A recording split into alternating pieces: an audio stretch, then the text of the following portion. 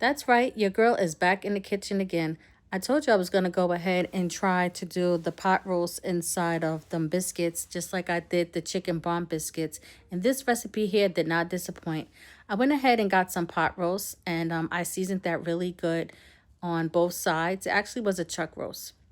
I seasoned that really well on both sides. You know what? Chuck roast is not a pricey piece of meat, so you got to make sure that you season that really well. And I like to pan sear it because I feel like it locks in the flavor. So after I browned that really good on both sides, I went ahead and added that to my crock pot.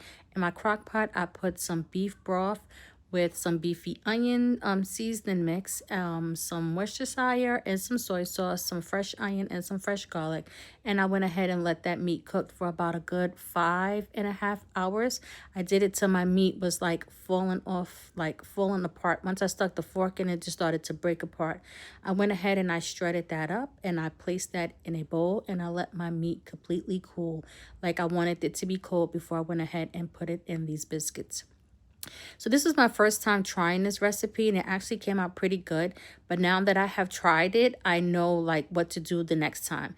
I felt like between the beef and the chicken, these is really good like party appetizers if you're going to host like a party and you want to just have like finger foods.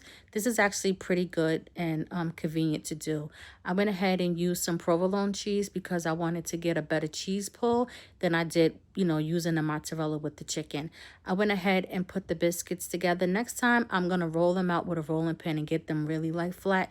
So this way, when I roll them out, I can kind of shape them in a better shape. Than here, it looks kind of like an empanada shape, but I want to kind of make it more like boxy. So I'm gonna give that a try.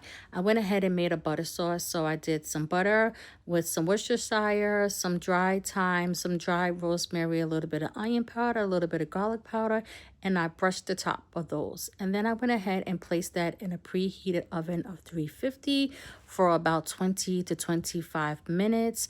I want to say more like 25 minutes until my biscuits was nice and golden brown and the cheese was oozing out. That's why I like that provolone cheese because it's a good melting cheese. And I went ahead and I brushed that again with some more of my butter sauce, and then I went in for a taste test. I did take some of the juice that I cooked the meat in from the beginning and I put that in a bowl to use that for dipping, and it was a perfect pair. Go ahead and give this recipe a try and put your own spin on it. Make sure you comment, you know, and let me know if you do decide, and check out our YouTube page, and hope you guys have a good night. Bye.